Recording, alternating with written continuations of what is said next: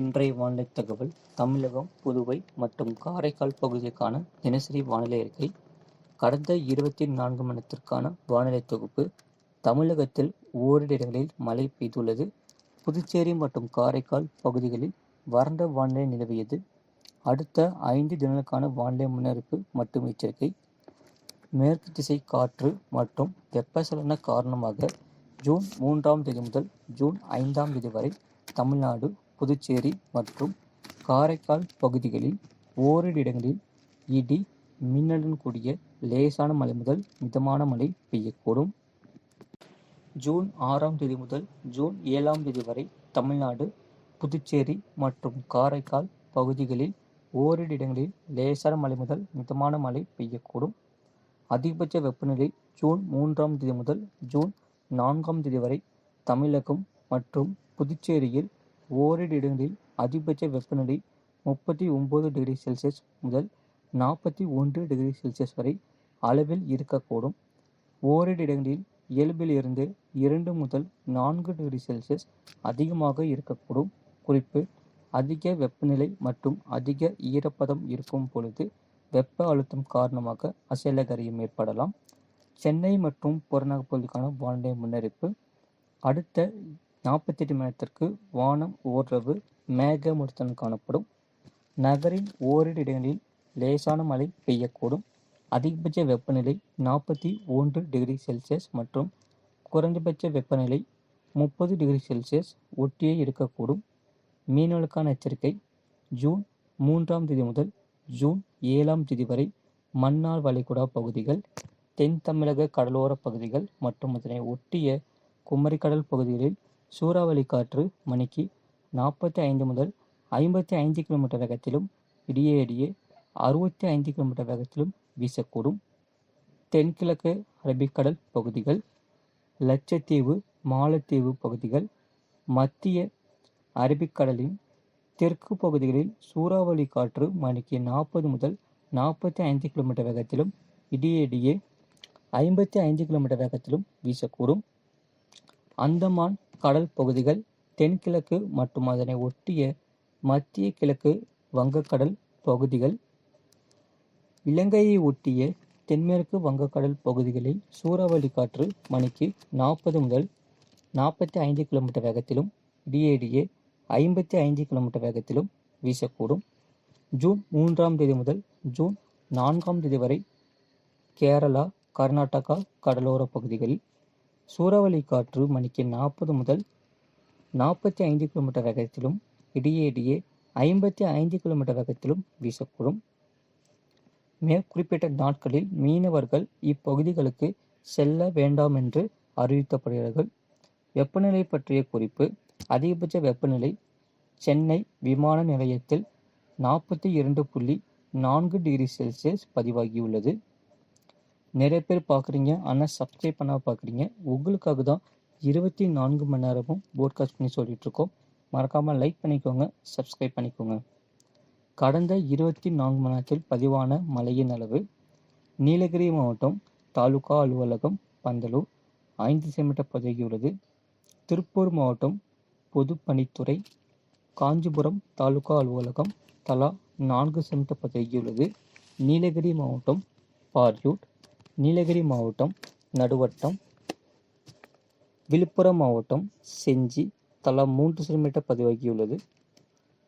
காஞ்சிபுரம் மாவட்டம் உத்திரமேரூர், திருவள்ளூர் மாவட்டம் திருவாலங்காடு, திருவண்ணாமலை, திருப்பூர் மாவட்டம் ஊத்துக்குளி, கோயம்புத்தூர் தெற்கு, திருவண்ணாமலை மாவட்டம் செய்யாறு தலா 2 சென்டிமீட்டர் பதிவாகியுள்ளது. விழுப்புரம் மாவட்டம் வளத்தி, திருவள்ளூர் மாவட்டம், கோயம்புத்தூர் மாவட்டம் சூலூர், திருப்பூர், திருவண்ணாமலை மாவட்டம் பெம்பாக்கம், கோயம்புத்தூர் மாவட்டம் வால்பாறை பிடிஓ, நீலகிரி மாவட்டம் தேவாலா, டிஎன்ஏயு கோயம்புத்தூர் தலா 1 சென்டிமீட்டர் பதிவாகியுள்ளது. 24 மணி நேரத்தில் வெப்பநிலை மாறுதல். சென்னை மாவட்டத்தில் 3.1 டிகிரி செல்சியஸ் முதல் 5 டிகிரி செல்சியஸ் வரை இயல்பை விட மிக அதிகம்.